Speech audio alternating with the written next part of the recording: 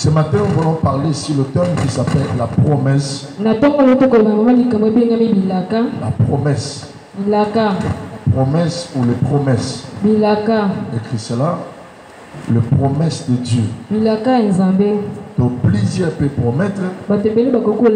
Mais ce matin, nous parlons sur les promesses de Dieu. Il y a une différence, les promesses de l'homme et les promesses de Dieu.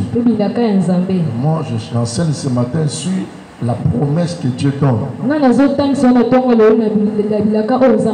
Seigneur, au nom de Jésus, bénis ce moment, que ton esprit nous enseigne, que ton esprit prêche et qu'il parle.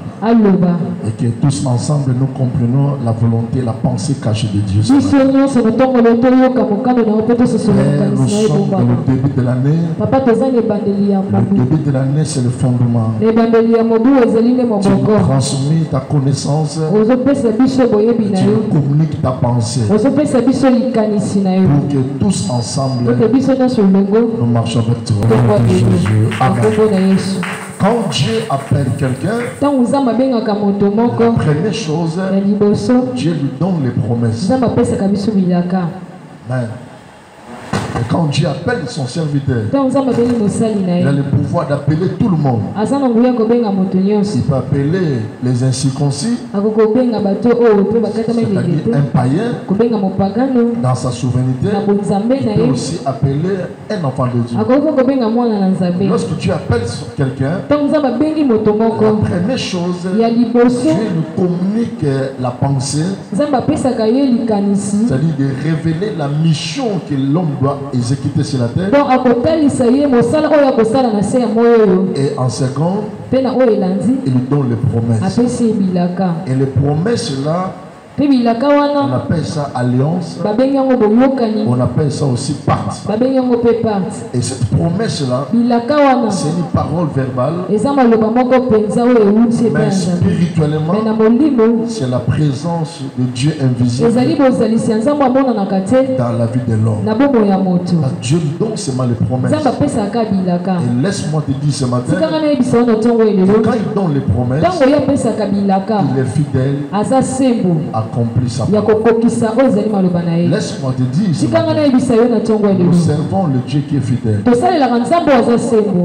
importe ce que nous vivons, peu importe les réalités de l'année passée, ce qui est vérité, Dieu est fidèle.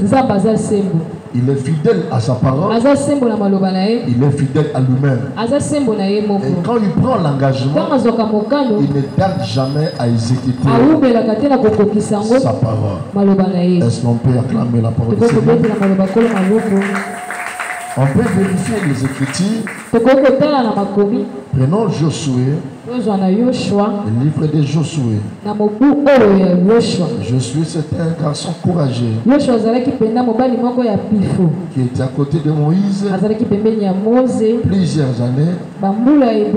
Cet homme avait de l'expérience. Tout ce que Dieu parlait à Moïse, lui aussi était la connaissance de connaître ça. Et c'est pourquoi Dieu aussi l'a choisi après la mort de Moïse. Si Dieu te fait grâce, tu vis à côté de l'homme de Dieu. Faites attention. Demain tu peux être le second. Demain tu peux remplacer l'homme de Dieu. Dieu, quand il veut élever son serviteur, ou envoyer son serviteur dans les repos, il choisit ceux qui sont tout autour de l'homme de Dieu. Surtout les personnes qui ont un bon cœur, qui a le fardeau des âmes du Seigneur, qui ont le fardeau des âmes du Seigneur, et qui a aussi le fardeau du ministère. Attention, toi qui es à côté de l'homme de Dieu. Tu peux être femme, homme. Dieu n'a pas besoin de sexe. Dieu a besoin de l'esprit. Josué chapitre 1. Après la mort de Moïse, serviteur de l'Éternel, l'Éternel dit à Josué, fils de Nun, serviteur de Moïse, Moïse mon serviteur est mort. Maintenant lève-toi, passe ce Jourdain, toi et tout ce peuple, pour entrer dans le pays que je donne aux enfants d'Israël.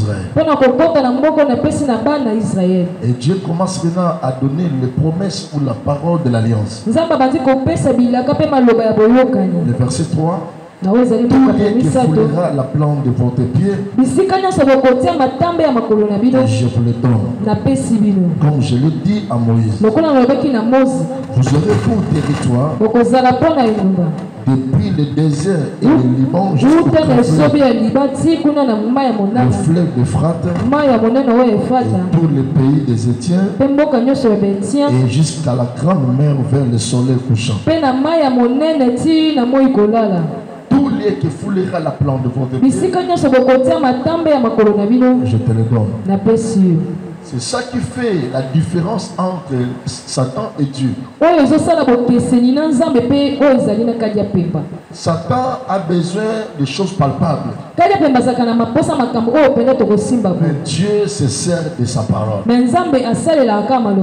Malheur aux croyants qui ignorent les promesses de Dieu.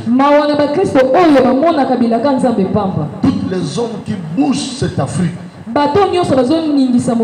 les hommes de Dieu, le pasteur, les chantres, si ils sont de leur cœur, aujourd'hui, c'est les conséquences des promesses que Dieu donné. C'est-à-dire qu'aujourd'hui, le Seigneur a accompli sa parole. Pendant des retraites, dans le veille de prière, l'Esprit de Dieu parlait. Ma fille, mon fils, serre-moi, je te bénirai. Je libérerai ton nom. Ton nom sera connu dans ce monde. Et je bénirai même ta postérité. Au moment là, l'homme était informé et vide. Après des années, les paroles de Dieu s'est accompli. Et c'est malheur à toi. Un jour, le Seigneur avait ouvert sa bouche. Il t'a parlé, il t'a appelé à ton nom. Comme l'autre fois, il a appelé Moïse par son nom. Moïse, pendant qu'il fuyait, Moïse s'arrêta dans le désert. Il m'appelle. Et c'est Dieu a connu la vie de Moïse. C'est pour te dire, n'exige pas les ainsi dit l'Éternel. N'exige pas tout ce qui sort de la bouche de Dieu. Et n'ignore pas les promesses de Dieu.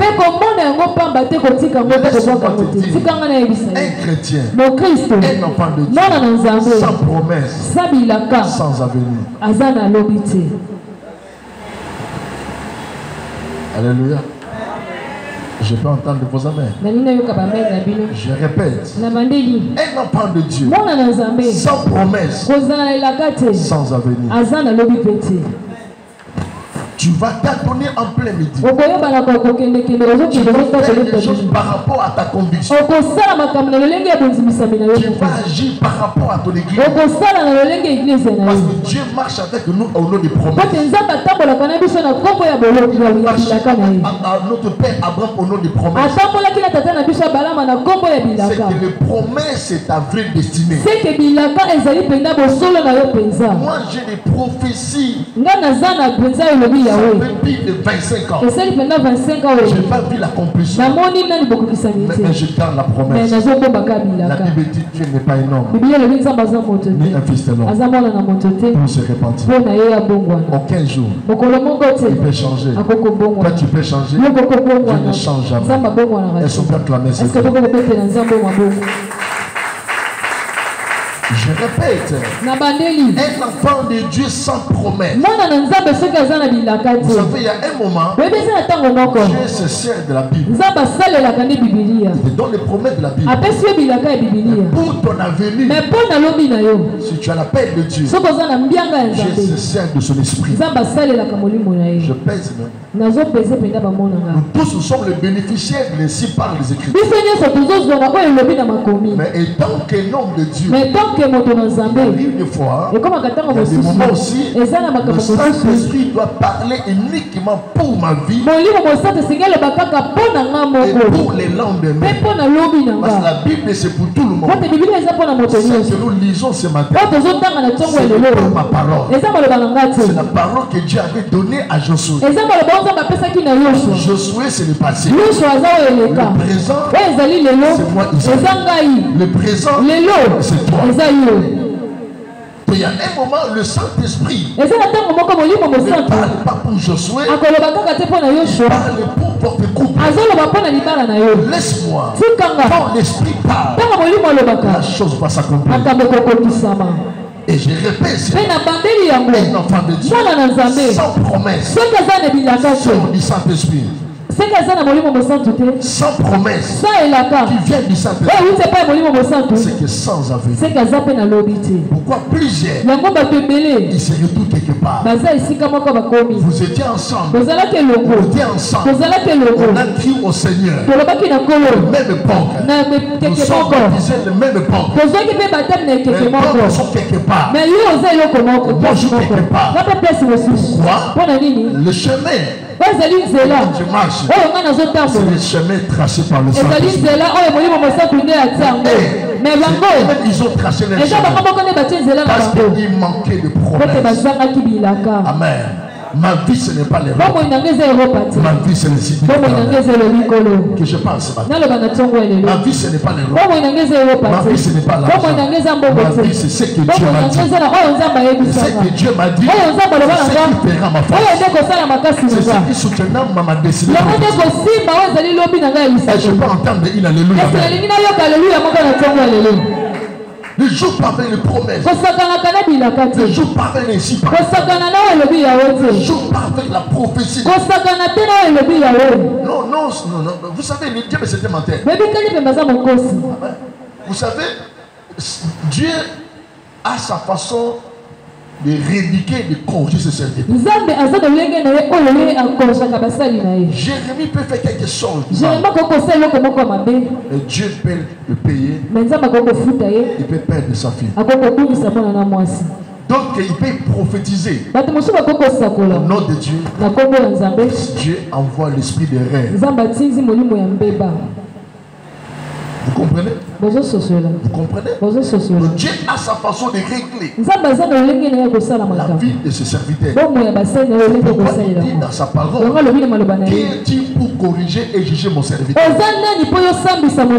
Dieu a sa façon d'agir. Il peut libérer un esprit de rêve.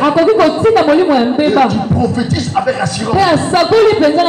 Parce que tu as des signes où tu connais quand je sens le mot de tête.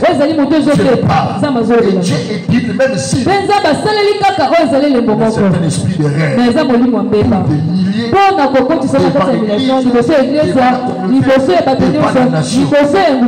tu as fait des choses. Tu étais mécontent. Tu as livré ton frère. Tu as détruit l'autre église. Tu as carré le peuple de Dieu.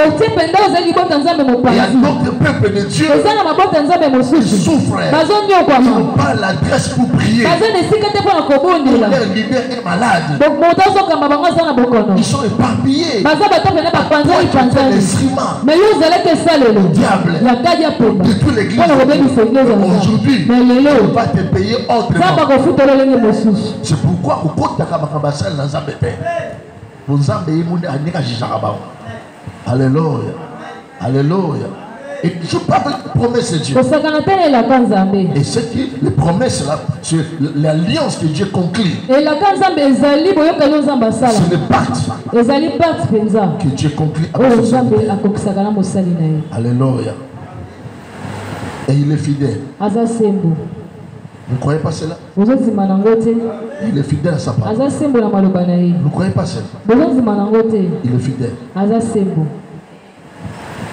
Et Dieu, étant que Dieu, dans sa souveraineté, Dieu aime habiter parmi les hommes.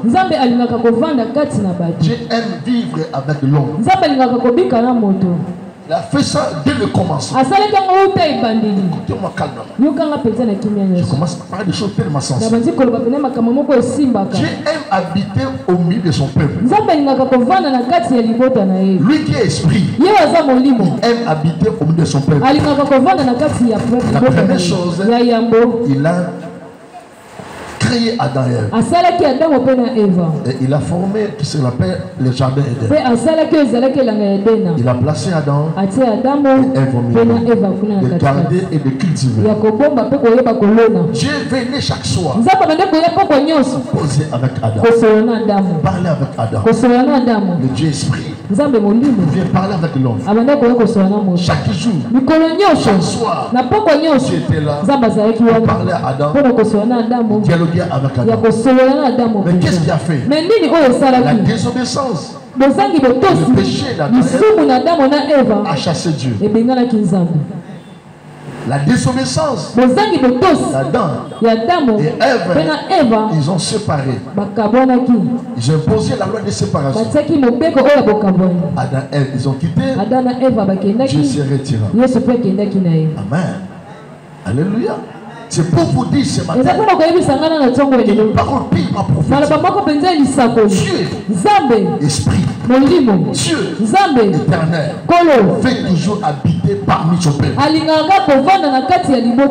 La chose monte chaque jour dans le cœur de Dieu. Il veut vivre avec l'homme. Mais qu'est-ce qui se passe? La désobéissance, entre guillemets, le péché de l'homme chasse Dieu.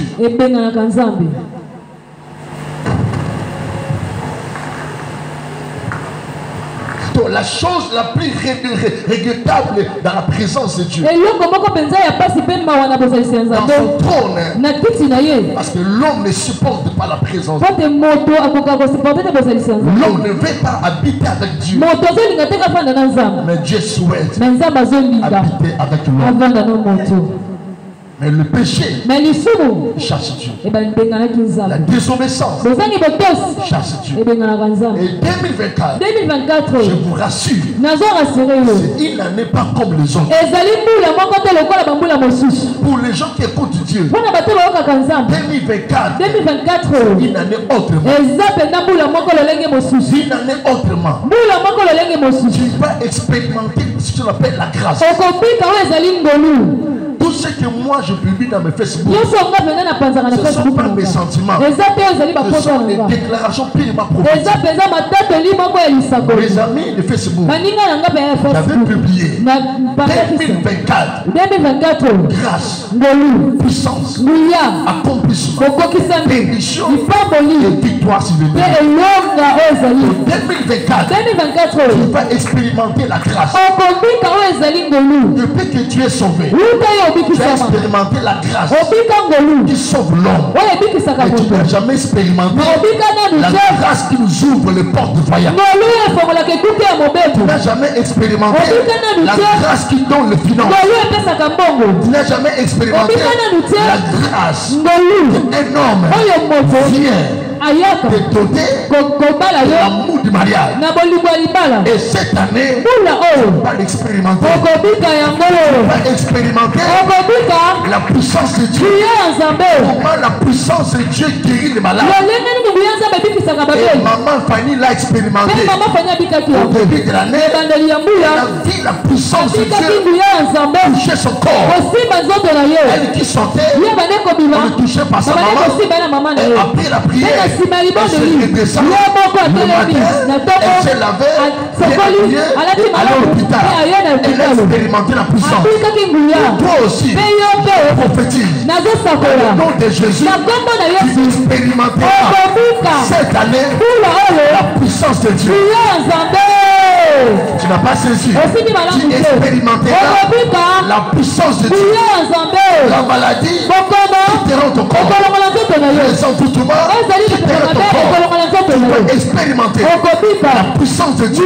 La Bible dit, nous servons le Dieu qui appelle les choses qui ne sont pas existantes et ça vient d'existence. Et tout cela, c'est la puissance de Dieu. Tu vas expérimenter. Je ne parle pas tout le monde.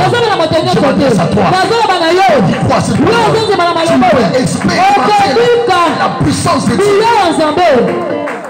Les temps sont difficiles par rapport à toi, par rapport à sa parole. Tu souffres au nom des réalités. La puissance de Dieu brise la malédiction. Et tu vas expérimenter l'accomplissement de ce que Dieu t'a dit. Tu vas accomplir la chose. Et tu vas expérimenter la puissance qui donne les finances.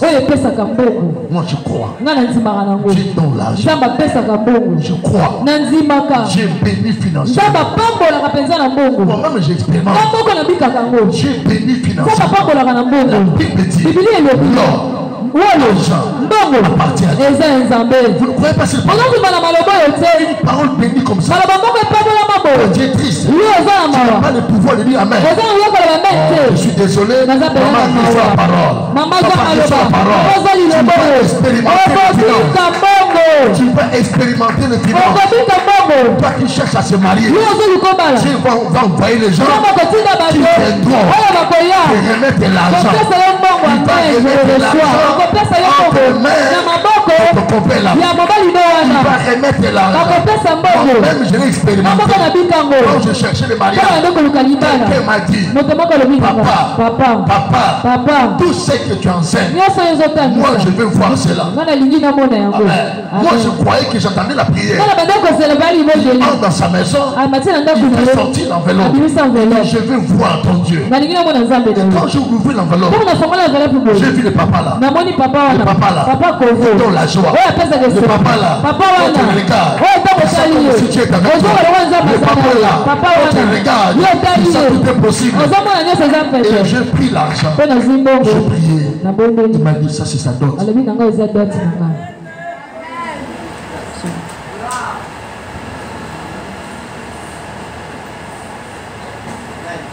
Tu vas expérimenter ces choses. Tu vas l'expérimenter.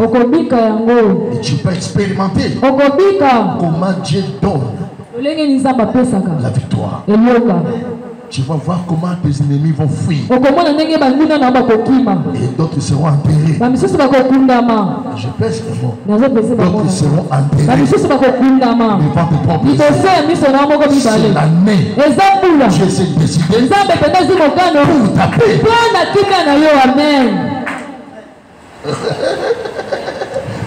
Comment les gens sont discrets. Dieu est en train de parler, toi tu es discret. C'est une année que Dieu a pris la décision de te donner la paix du cœur. Amen, je le reçois. Amen. Mon Dieu. Jérémie reçoit la parole. Dieu s'est décidé de te donner la paix. La paix. Alléluia. Amen. Et quand le Seigneur parle, il faut te sentir. Tu vas voir. Je laisse le micro. Écoutez Dieu. Je ne parle plus. Je laisse le micro. Écoutez Dieu.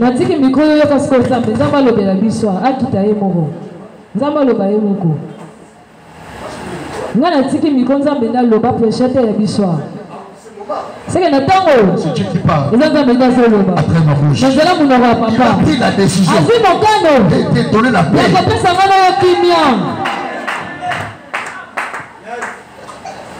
Tu as beaucoup pleuré. Tu as beaucoup pleuré. Et Dieu lui-même a pris la résolution de te donner la bonne santé. Que tu sois réellement et effectivement en bonne santé. Tu disais quoi? Le souhait de Dieu dans son agenda prophétique, Dieu veut vivre avec l'homme. Dieu veut vivre avec l'homme. Et l'homme n'arrive pas à comprendre. Et il chasse Dieu au nom du péché et de sa désobéissance. C'est pourquoi 2024, ne chassez pas Dieu. Amen. Je peux me déplacer. Et le Saint-Esprit est avec moi. Dieu est avec moi. Je vous amène la révélation. Nous sommes dans le début de l'année. Je mets le fondement. Tout ce que je vous enseigne chaque jour, ce sont les fondements. Ce sont des secrets. Les dimanches passés, il dit 3 choses pour réussir cette année. Confiez par l'Éternel. Deuxième chose, que Dieu soit réellement ta réjouissance. Troisième chose, remets ta vie, c'est-à-dire ton sort, c'est-à-dire tes destinées entre les mains de l'Éternel. Ces 3 choses sont des secrets pour la vie. Aujourd'hui, laisse Dieu vivre avec toi. Ne chasse pas Dieu au nom de tes péchés. Ne chasse pas Dieu. Cette année, Dieu sera à côté de toi. Vois comment Adam et sa femme, ils ont chassé Dieu. Parce que c'est Dieu qui avait chassé Adam. Mais en retour, le péché a séparé Adam avec Dieu. Et cette année, Dieu veut vivre à côté de toi. Soit une femme qui craint Dieu. Soit un papa qui craint Dieu. Ne vis pas comme le païen. Le début, si tu rates le décollage, une bonne décollage, l'atterrissage, tu vas rater. On appelle ça crash. Amen. Le commencement, c'est là où on met le fondement. Le décembre, c'est l'accomplissement. Si vous ratez une bonne décollage, c'est-à-dire si vous ne comprenez pas le fondement de l'année, vous allez rater beaucoup de choses. Alléluia. Amen. Alléluia. Amen. Alléluia. Amen. Dans l'Ancien Testament, Dieu aussi a souhaité de vivre avec l'homme. Il a dit à Moïse, construis-moi le tabernacle. Et à l'intérieur, il y avait l'arche de l'alliance. Et l'arche de l'alliance, c'était l'incarnation de la présence de Dieu invisible. Il voit comment la désobéissance de son peuple a brisé l'accord. A chassé Dieu aussi. Et Dieu revient encore. Dans le temps de roi, Dieu aussi a libéré l'arche de l'alliance. Et pendant le guerre, lorsque l'Israël porte l'arche de l'alliance, le Philistin comprenait que Dieu le ciel est avec ce peuple. Le même peuple, ils n'ont pas pu écouter Dieu. Ils ont chassé Dieu au nom de leur péché et de leur désobéissance. Et Dieu est tellement bon. Dieu est tellement bon. Il revient encore dans la nouvelle alliance. Dieu veut vivre avec l'homme. 1 Corinthiens 3, 16 à 17. Lis-moi ma chérie.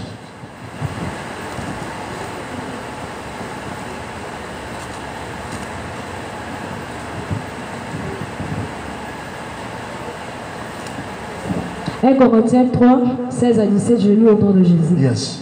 Ne savez-vous pas que vous êtes le temple de Dieu et que l'Esprit de Dieu habite en vous? Ne savez-vous pas que vous êtes le temple de Dieu et que l'Esprit de Dieu habite en vous? Donc Dieu revient encore dans la nouvelle alliance. Il veut toujours habiter avec l'homme.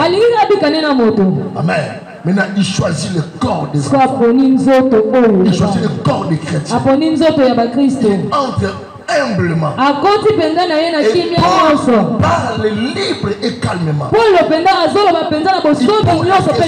Il révèle aussi en même moment. Mais savez-vous pas que vous êtes la maison de Dieu, le temple de Dieu, là où son esprit, pas l'esprit de vos pères, pas l'esprit démoniaque, pas l'esprit satanique, pas l'esprit de la sorcellerie, mais l'esprit de Dieu. Quel Dieu? Le Dieu qui vit dans sa sainteté, le Dieu qui vit dans sa gloire, le Dieu indépendant, qui vit en son indépendance, qui n'a pas besoin des anges. S'il a créé des anges, non parce qu'il est incapable, il a créé les anges au nom de sa souveraineté.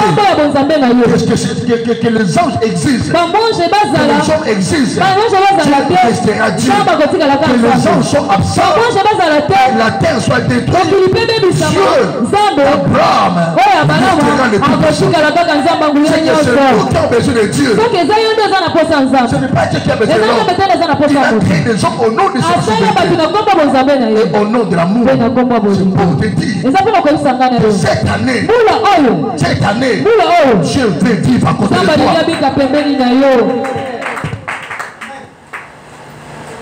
Alors, kitoko kaka ndokina ko pesa mente. Alors, oh, tu te pesa mente, il va casser ça la mabe. Sylvain, dans la liste songe bien. Nabi, année oyo, nzamba sana posa à vivre na yo. Talanga ndoki. Oui, baba ndoki en 2024. Amen. Nzamba lié à vivre na yo. Il revient dans la nouvelle alliance. Mais savez-vous pas que vous êtes le temple de Dieu, la maison de Dieu, là où son esprit habite. Ah, nous sommes bénis. Ne pleurez pas comme les autres. N'ayez pas peur de la prophétie. L'esprit qui vit en toi, c'est l'esprit de la création. C'est l'esprit de la création. L'esprit de la richesse. L'esprit de l'élévation.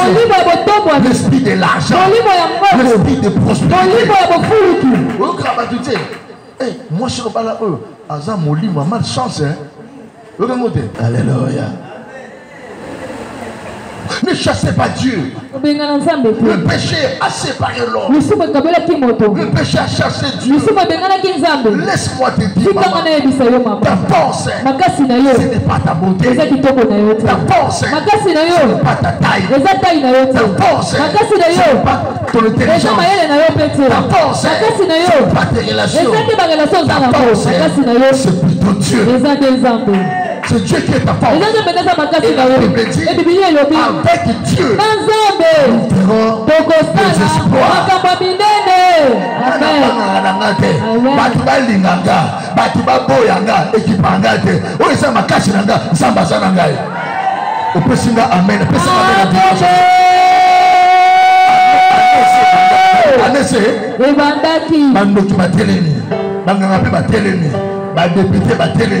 Présent le 20 ans prêter serment. Ils sont tous bénis. Amen. Nana banga nangate. Ata mutaboli ngai. Famille tiki ngai. Bo teki nga mateka je na banga elogote. O esaka makasi nanga. Esaki toko nangate. C'est le Dieu derrière. Alléluia. Makasi nanga ane oyo. Eza grande certé. Eza nos côtés. Eza papaté. Eza péchérité. C'est une jambe alliance. Et moi il s'avoisait. Tikanga na selle dans Zambé wala. Amen. Il s'avoisait. Makasi na yo ane oyo. Eza Zambé. Il y a découragement dans Zambé wala.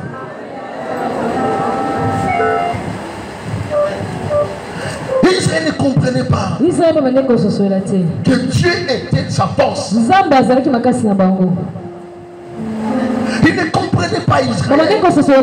Il chassait Dieu au nom de leur désobéissance. Il chassait Dieu au nom du péché. Il ne savait pas que Dieu était sa force. C'était la force. Les dieux ne connaissent ces choses. Aussi conçu comme mur. Le diable. Le mur de blocage. Le mur de lamentation. Le mur de souffrance. Le mur de sédiment. Tout ça pourquoi? C'est pour te séparer avec Jésus. Il connaît Jésus. C'est lui la vie. Il a dit à Moïse, je ordonnerai à la bénédiction de t'accompagner. De t'accompagner. J'ordonnerai à la bénédiction d'être avec toi. Et 2024, faites le fort. Accroche-toi avec Dieu. Saisis Dieu. Sois derrière Dieu. Parce que Dieu là, c'est le Dieu de bonté. Il n'aime pas voir les larmes couler de ses enfants. David, quand il fera des choses, la gloire retournera à lui. Les gens diront, ah, manda oyezaka manda nzamba pesi fache. Et la deuxième chose, pas seulement vivre avec l'homme. Écoutez-moi calme. Moi quand je prêche, je prophétise. Toutes mes prédications, ce sont des paroles de prophétie. Ce ne sont pas des prédications. Ce sont des messages qui viennent de Dieu. Deuxième chose, Dieu ne veut pas seulement vivre avec l'homme. Dieu veut aussi marcher avec l'homme. Et ces deux choses, c'est ce qui incarne la divinité de Dieu dans la vie de l'homme. Il vit avec toi, il veut aussi marcher avec toi. Tu n'as pas bien saisi, je répète. Il vit avec toi et il veut marcher avec toi. Si Dieu marche avec toi, il y a d'autres choses que tu peux faire. Ce n'est pas vraiment sa volonté. Mais parce que Dieu marche avec toi, il peut agréer ses enfants. Que j'enseigne. Que j'enseigne. Jérémie, tu peux te déplacer. Ce n'est pas sa volonté. Mais parce que Dieu il marche avec toi, il peut créer la chose. Parce que... Alléluia. Amen. Dis à haute voix, Nzambe tambolo nanga aneo. Qu'est-ce que Dieu va gagner? C'est ça le souhait de Dieu. Et que 2024, que c'est des choses. Je vais vivre avec toi et marcher avec toi. Vois comment il a sauvé Israël. Ils ont traversé la mer Rouge. Dans leur marche dans le désert, la présence de nuit était là. La nuit, le colonne de feu. La nuit, qui symbolise que Dieu est en train de marcher avec son peuple. Et la chose la plus glorieuse, je vis avec toi et qui marche avec toi. Le reste, on appelle ça nul et sans effet. Et si Dieu est avec toi, les choses périssables sera ton partage. Tu ne manqueras de rien. Et c'est ça que David a dit. L'Éternel est mon berger. Je ne manquerai parce que Dieu est avec moi, il gère ma royauté, je ne manquerai de rien. Les gens ont entendu mon échec. Depuis que j'ai commencé le ministère, j'ai commencé à gérer le peuple de Dieu. Quand on a quitté 1999, on a traversé le plan de l'an 2000. La l'an 2000 là, c'est là où Dieu m'a dit de travailler. Et depuis ce jour-là, plus de 22 ans, je vis les gens souhaiter le malheur. La majorité souhaitait le malheur. La masse souhaitait mon échec. Les gens venaient à côté de moi. Ils enviaient la grâce. Vous savez, moi je ne travaille pas avec les dons. Moi je travaille avec Dieu. Je peux prophétiser. Pas prophétiser. Dieu est avec moi. Quand je parle, Dieu honore ma parole. Attention quand moi je parle, parce que Dieu est avec moi, il honore ma parole. Amen. Les gens m'envient.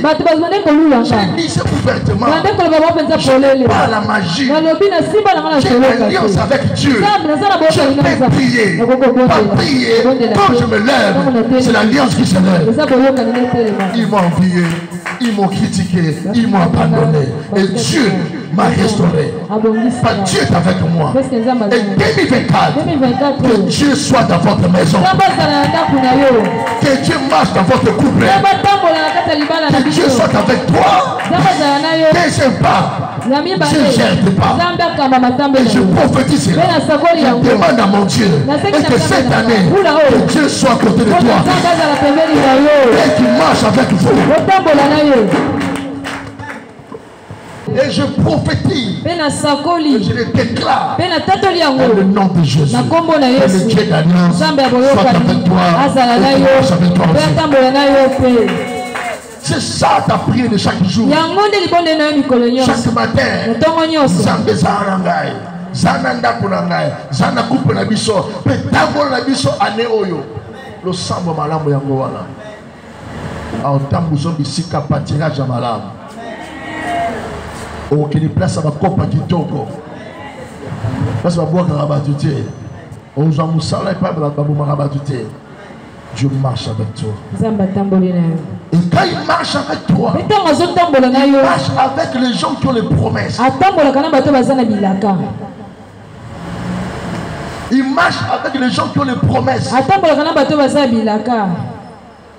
Quand il te donne les promesses, c'est en ce jour-là, Dieu commence à vivre avec toi. Il commence à marcher avec toi aussi.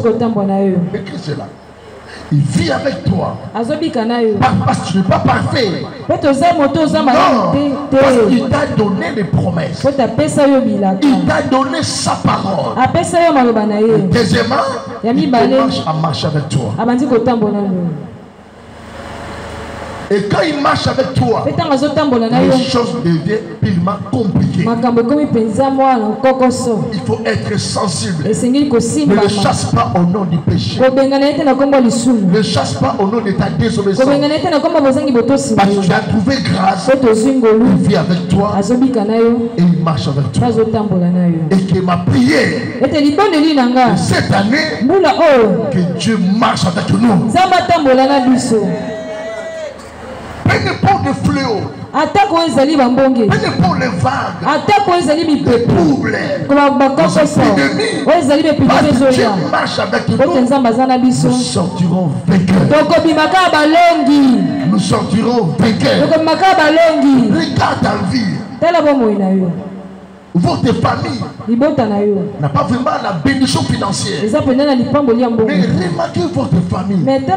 Vous traversez l'année en paix, en bonne santé. Ceux qui chassent les noms de réflexion, qui chassent les noms de pensées de bonne année, qui vont constater que réellement nous sommes dans la mission. Amen. Alléluia. Mais qu'est-ce qui vous dérange? Les yeux vis-à-vis des voisins.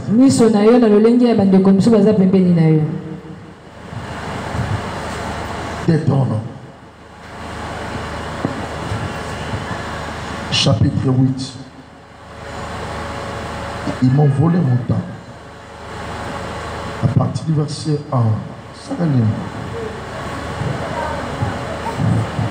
Deutéronome 8, le verset 1er, je lis au nom de Jésus. Yes. Vous observerez et vous mettrez en pratique tous les commandements que je vous prescris aujourd'hui, afin que vous viviez, que vous multipliez et que vous entriez en possession du pays que l'Éternel a juré de donner à vos pères. Souviens-toi de tous les chemins que l'Éternel ton Dieu t'a fait faire pendant ces 40 ans dans le désert, afin de l'humilier et de te priver pour savoir quelles étaient les dispositions de ton cœur. Yes. Et si tu garderais ou non ces commandements, il t'a humilié, il t'a fait souffrir de la faim. Yes. Dieu révèle sa pensée à travers Moïse. Tous ceux qui ont vécu à l'Égypte, dans le désert, l'Éternel commence à expliquer à Moïse. J'étais humilié. Je t'ai imposé la souffrance. Je t'ai imposé l'humiliation. Je t'ai imposé la maladie. Pour quelle raison? Pour t'éprouver. Ouais. Et savoir quelles étaient les dispositions de ton cœur vis-à-vis de ma parole, de ma personne. Éprouver et savoir. Les deux verbes similaires. Éprouver et savoir. Natala na mekibino pe natala lo lenge ya motema na bino. Est-ce que nous avons motema modité? Na mekibino pe natala lo lenge ya ezali ya motema na bino. Quand est-ce que commencent les épreuves? Les épreuves commencent lorsque Dieu donne le message. Dieu te donne les promesses. Les promesses à l'accomplissement. L'espace vide là. On appelle ça épreuve. C'est que beaucoup de chrétiens ignorent. Parce qu'ici Dieu donne les promesses. Ici Dieu parle. Ici Dieu nous communique sa parole. Le prêtre commence le jour où Dieu t'a parlé. Il t'a révélé. Il t'a enseigné. Il t'a fait des promesses. Ce jour-là, tu entres dans l'école de l'épreuve. L'espace entre le prêtre et c'est le prêtre commence. En ce moment-là, dans cette période-là, entre les promesses et l'accomplissement, l'espace-là, Dieu marche avec toi. Suis-moi très bien. Dieu marche avec toi. En ce moment-là, de la promesse au accomplissement, Dieu marche avec toi. C'est le moment des épreuves et de savoir.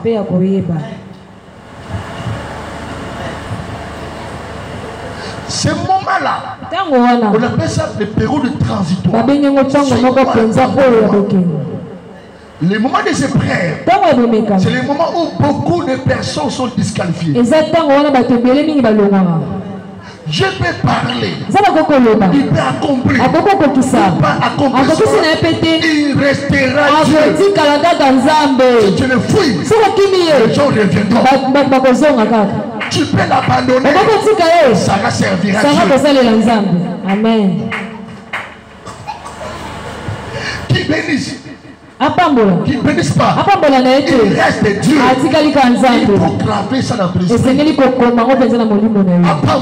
Apambola ote nzamba zanani nzambe.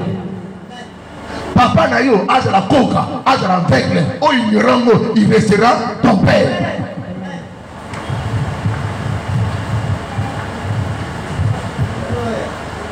Dis alléluia. Vois comment pendant tout ce temps dans le désert, les 40 ans, l'humiliation, la mort, la maladie, Dieu a ouvert son cœur. Il a dit à Moïse, c'était la période où j'ai humilié ce peuple. Je l'ai éprouvé. Amen. Pour savoir les dispositions de leur cœur. Car Dieu connaît le cœur. C'est quoi le savoir? Dieu voulait connaître et comprendre l'attitude, le comportement que tu vas afficher pendant les épreuves. Bimaka na j'aime ou t'es na yo abi Sarah nzamba baki accomplissement ou accomplissement bozo sumuka na ye moma wana nzamba tala kabatu mitema na bino lo lengeni komo salela ye balibikitana o sala martina protocole obi mama prière nazoka estomac na ngani te toboki et toboki te j'ai dit oye pour sala musala au nom ya formalité oye na motema ya ko servite oye pour ba Dieu ka osana Ah, moto oya tchaka bato.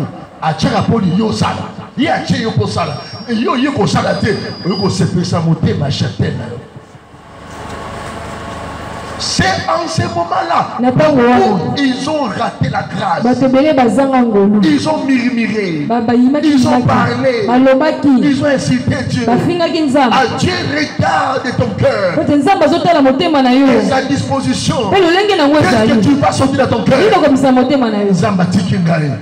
Zamba kosingae. Est-ce que Zamba kosaka? Oh, attention. Est-ce que Zamba kosaka? Oh, Zamba sani akosingae. Est-ce que Zamba kosaka? On prie pour ses papas, la magistrat. Depuis 2020, on priait. La même prophétie qui sortait. Avant l'année, et c'est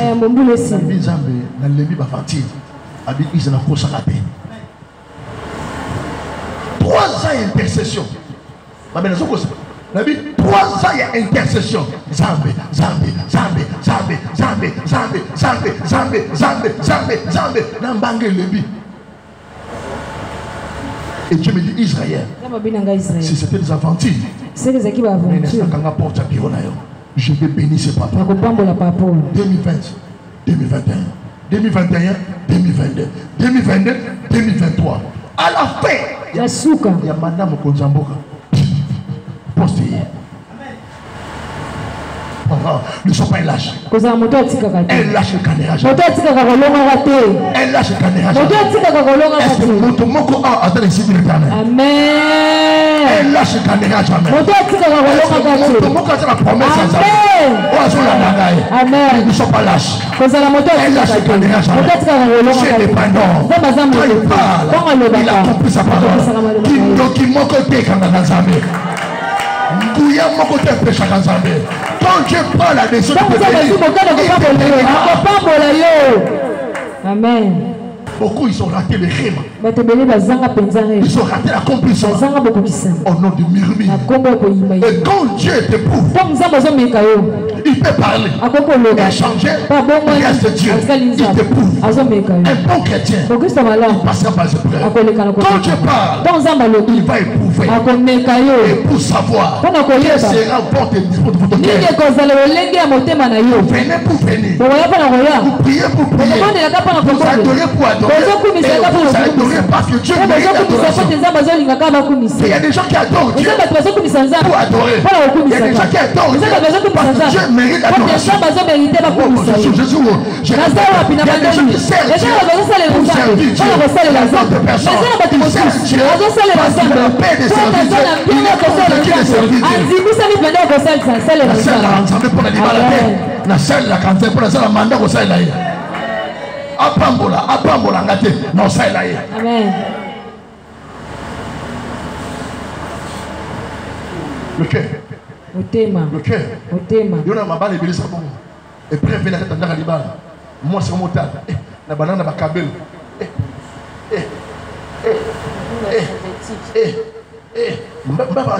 Moi c'est là oya azam matiga. Moi pour y payer. Et gloire et ça va restaurer afin d'ici on ndaba. Mais na bandal agi bébé tchouki. Bref. Je voulais sonder le cœur. Il te sonde. Il t'a promis. Il te sonde. Il sonde ton cœur. Quelle sera ta disposition? Moi j'ai des problèmes. Mais regardez mon attitude. Vous connaissez mon problème. Regardez mon attitude. Regardez la force du travail. Je travaille en âme et conscience. Je donne tout entier. Mais j'ai des choses. Mais ce n'est pas ça qui fait ma force. Amen.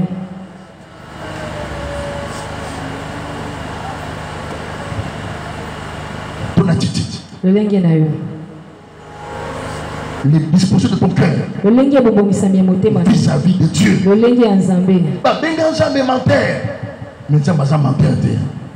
Le commissaire menteur. Le comportement, ton attitude, on voit comment on chante. Quand il y a coupé de courant, comment ça chantait?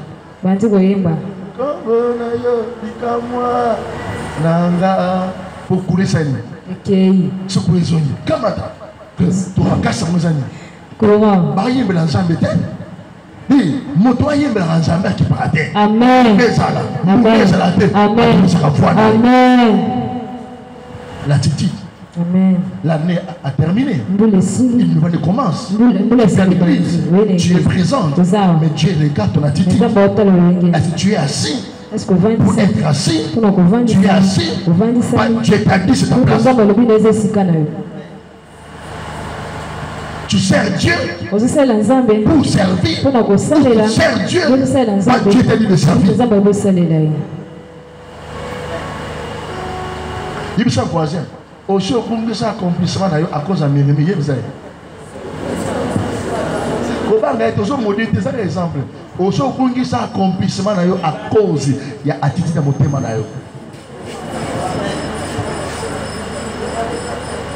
C'est ça cette année.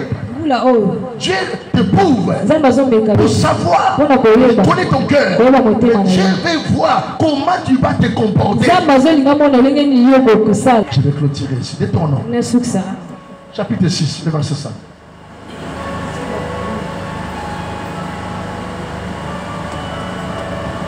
Tu aimeras l'Éternel ton Dieu de tout ton cœur, Amen. De toute ton âme et de toute ta force. Vas-y.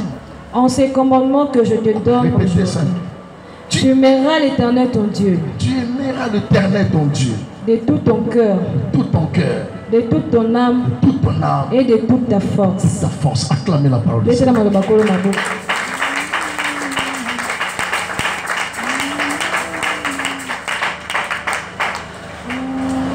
Cette semaine, la parole qui montait dans mon cœur chaque matin, chaque soir. Israël, vous pouvez m'adorer, me servir, me louer, me bâtir des hôtels, de faire des déclarations prophétiques, de faire le culte pour moi. Ce n'est pas mauvais. Mais quand il n'y a pas l'amour, mon amour d'avocat, tout ce que vous faites, c'est nul devant mes yeux. Quand je constate dans nos cœurs, il n'y a pas son amour, tout ce qu'on fait ici, c'est nul devant Dieu. Quand Dieu voit, il n'y a pas son amour dans nos cœurs. Nous venons l'adoration, la louange. On peut adorer pour servir. Mais quand il n'y a pas l'amour de Dieu dans nos cœurs, tout ce qu'on fait, c'est nul. C'est pourquoi pendant les épreuves, en ce moment-là, c'est un moment d'observation où l'amour de Dieu quitte le cœur. Prophétie dans les cibilités. Oh, bah, il y a ça qui n'a pas de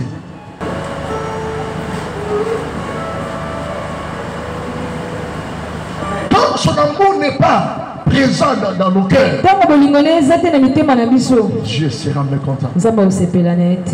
C'est pourquoi il a dit à Moïse, parle à son peuple, tu aimeras l'Éternel Dieu, peu importe les circonstances, quelque chose merveilleux, que rien ne marche. Dis à ce peuple, dis même-moi leur Dieu,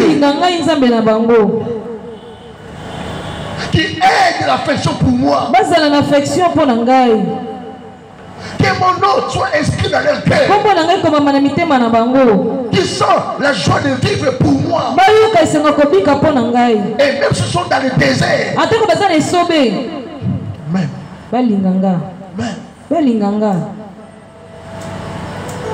Si on peut remplir des stades, ce n'est pas mauvais. Mais Dieu ne fait pas attention au nombre. Mais Dieu regarde le cœur.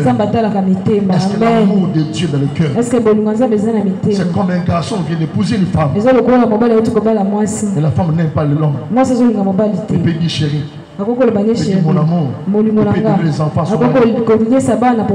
Mais son cœur est aux États-Unis. Reçois la parole ce matin. Aimez Dieu de tout ton cœur. Que Dieu bénisse sa parole. Que Dieu bénisse sa parole. Tu peux te lever et acclamer le Seigneur. Que l'Éternel bénisse sa parole.